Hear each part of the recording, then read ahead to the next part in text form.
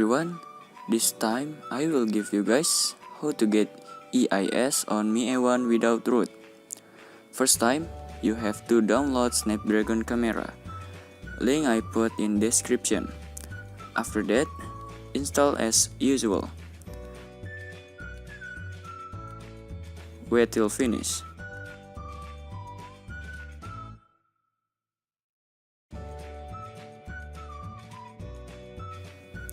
Then, open the app.